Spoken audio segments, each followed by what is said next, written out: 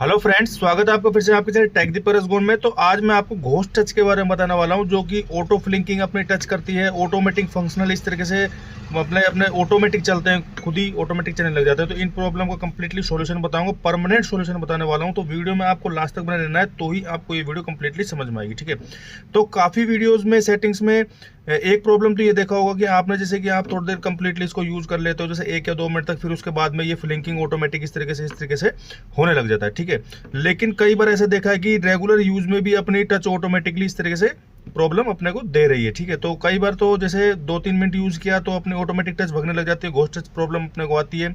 फिर हम क्या करते हैं, पावर बटन को इस तरीके से दबा देते हैं, फिर ऑन करते हैं, तो फिर 2 मिनट फिर सही चलता है, फिर दोबारा वही प्रॉब्लम आती है।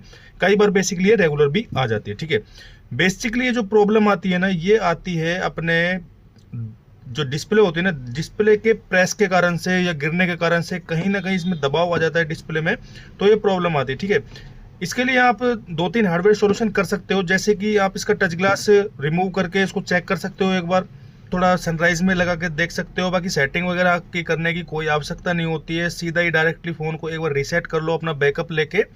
कंप्लीट रीसेट के बाद भी अगर ये अपने को प्रॉब्लम आ रही है, क्योंकि ये प्रॉब्लम आती है क्योंकि ये डिस्प्ले के कारण से ही होती है। ठीक है, तो ये हार्डवेयर का सॉल्यूशन होता है, बेसिकली सेटिंग वगैरह का कोई पंगा नहीं होता है। खामखा किसी को पागल बनाने से कोई मतलब है नहीं। ठीक है, और ये प्रॉब्लम जो आती है, ये आती है मार्केट की कॉपी डिस्प्ले में। कॉपी डिस्प्ले में नहीं आती है, आती भी है लेकिन नहीं भी आती है। 2 रीजन है इसके पीछे। अब रीजन क्या है कि जैसे एक तो पहली बात ये होती है, जो डिस्प्ले होती है इसकी प्रॉपरली फिटिंग नहीं होती। ठीक है, प्रॉपरली फिटिंग करना इसकी बहुत जरूरी होता है। प्रॉपरली फिटिंग नहीं होगी तो डिस्प्ले अपनी दिक्कत देगी अपने को। ठीक है, तो एक तो डिस्प्ले आप लगवाए तो उसको प्रॉपरली फिट करवाएं। ठीक है, और एक सबसे मोस्ट इंपॉर्टेंट बात जो होती है, जो डिस्प्ले है ना, इसका पत्ता इस तरीके से ही अपने को यहाँ पर बस रखना है, जिस तरीके से कंपनी में इसने जगह दी है। ठीक है, इसको ज़्यादा इस तरीके से खींचना नहीं है, ज़्यादा खींच के नहीं लगाना है, बस इस तरीके से जहाँ पर मैक्सिमम जगह है वहीं पर इसको रखना है। ठीक है, और डिस्प्ले को लगवाते समय फ्रेम में कहीं पर भी बैंड वगैरह नहीं होना चाहिए, इस चीज़ का अपने को ध्यान रखना चाहिए। और जो ये थोड़ा सा हल्का सा टेप होता है इस तरीके से, तो कागज़ का टेप यूज़ ना करवाएं।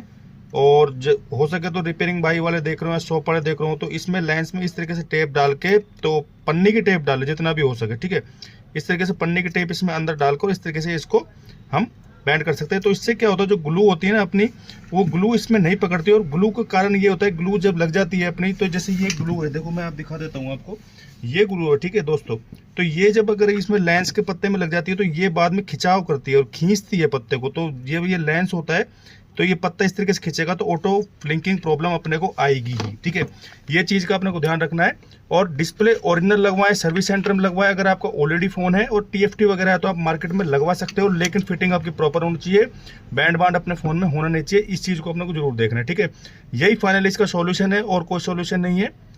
और अगर आपको वीडियो अच्छी लगी हो तो लाइक शेयर सब्सक्राइब करना। Thank you.